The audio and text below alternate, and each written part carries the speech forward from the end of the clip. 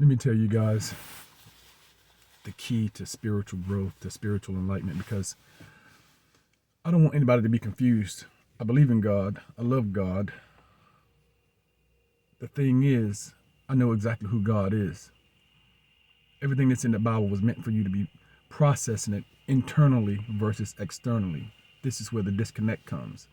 This is why we live our lives in chaos and, again, having all these different unanswered prayers, because you are praying to an outside entity. What your pastor is teaching you in that church is actually antichrist doctrine. So your mom, grandma, who's been going to that church for 30, 40 years, tithing and all this other stuff for 30, 40 years, as sweet as she may be, as kind as she may be, never hurt a thing in the world. If you come by her house, she's going to make sure that you're fed, taken care of. You always have a place to stay. She's been listening to Antichrist doctrine. Everything that she knows is completely incorrect. Her pastor has failed you. Again, these guys are focused on the bag. We know it. You get that feeling when you go to church. But anyway, I'm kind of off the subject. So I wanted to tell you this thing that happened to me. This was back in 2019. I fast a lot. That's the key. Fasting. And the Bible tells you that. Fast. You know. Sometimes I do a day. Sometimes I do 3 days. I've gone up to 30 days. Absolutely no food whatsoever. I tried to do the 40-day, and I quit because I felt like I was doing it all for the wrong reasons. I was trying to be strong and just prove to myself that I know that I could do it. And it just hit me like, you're doing it for the wrong reasons. You're missing it. And I wasn't meditating and praying as much as I felt like that I should have been. I was still working. I lost so much weight. One day, my wife was like, "Baby, you getting your sexy back." And then like 2 days later, she was like, "You sure look bad." So I lost a lot of weight. Matter of fact, I got out of the army at 216 pounds. I did that fast. I went from 254 to 206 in 30 days. Jaw sunk in, I'm looking all. But the key is fasting. And a lot of strange things happen, and a lot of things are revealed to you when you do long fasts like that. It's hard. I failed many a times. I get right back up on that horse again. And I love it. It becomes addictive because you start getting downloads of information. Especially if you know what you're doing when you're fasting, because it's a focused energy on yourself. Get away from all this screen time. Get away from all these different distractions, even conversations. Sometimes you have to tell your friends, "Hey, look, I'm doing, this is what I do. Hey, guys, I'm going to be fasting for the next 20 days. I can't talk to anybody," because, you get bombarded with issues and different things that they like to discuss.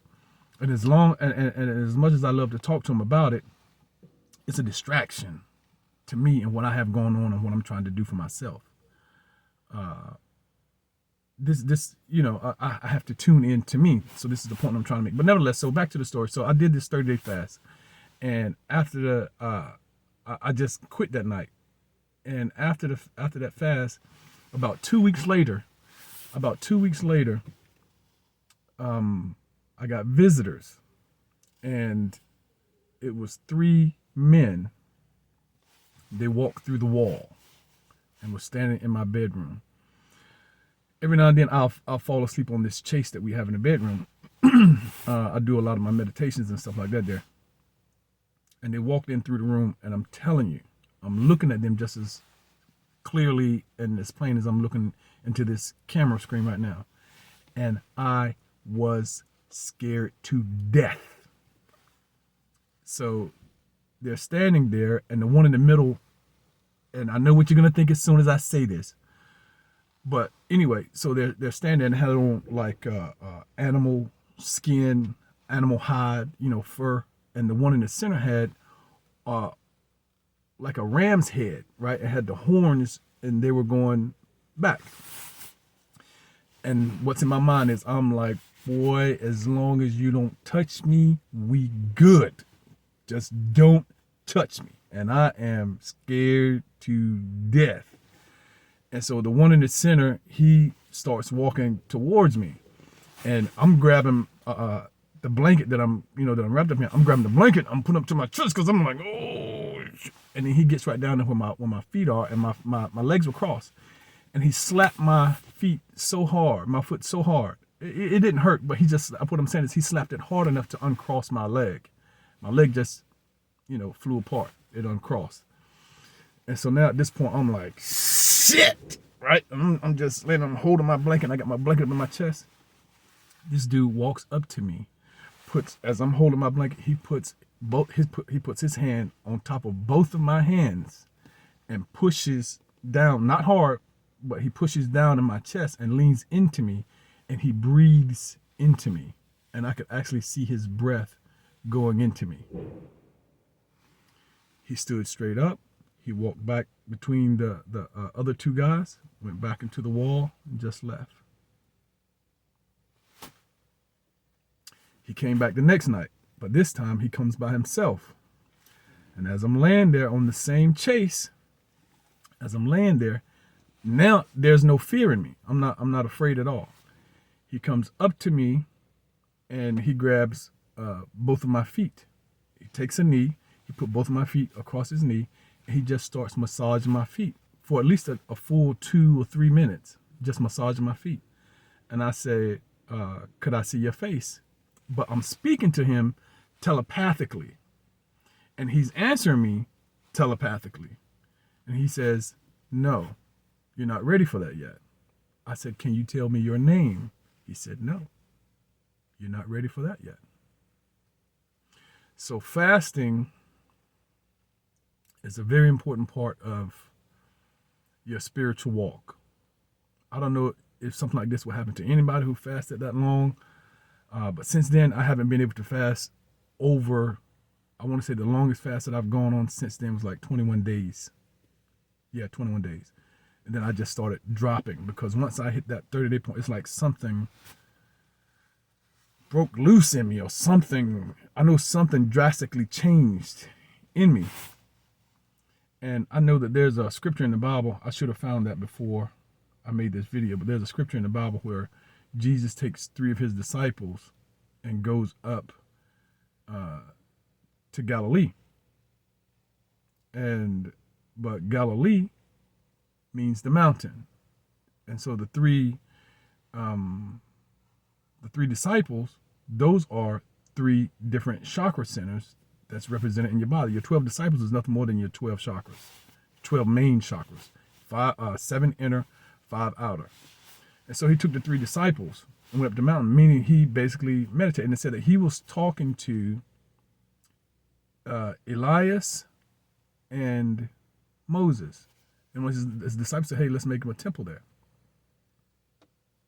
And so I say that to say this: Christ's crucifixion and the death of Jesus are 2 totally different things. We miss the allegory. If you want to know how Christ was crucified, go look in your refrigerator. Christ is crucified every day. Look at the ingredients on the stuff that you eat. I already told you what Christ was. Where's Christ? Buried in a place called Golgotha. Where's Christ? Crucified at a place called Calvary, which means cranium or bald head. So when you look at those ingredients of the things that you eat, and you can't pronounce the name of it, look up what the side effects are. It's always something that affects you neurologically, causes brain cancer, brain tumors, ADHD, cancer here, cancer there. It's just always something to affect you neurologically. And then you study the wounds. Go read that scripture in the Bible, Christ's crucifixion. And then a part of that scripture, it says something to the effect of somebody put a sponge and dipped it in vinegar and put it in his mouth. I don't know if you ever heard your pastor talk about that, but when you have somebody else, the people who want you to think what they tell you because they feel like that you're totally incapable of thinking for yourself, they say, oh, it's to quench your thirst. How many times have you drank a damn cup of vinegar to quench your thirst? They could have put a damn sponge in some water just as quick as they put it in the vinegar, couldn't they? No, that means something totally different. That's the crucifixion of Christ, to silence you. And this is what they have done to us. They have completely silenced, because if you don't work for yourself or own your own stuff to be able to provide for your family, to, you know, when you start talking stuff like this right here and it gets out and you're working a job, they're going to fire your ass. So what do you have to do? You have to keep quiet. This is the crucifixion of Christ. I'll explain more in another video.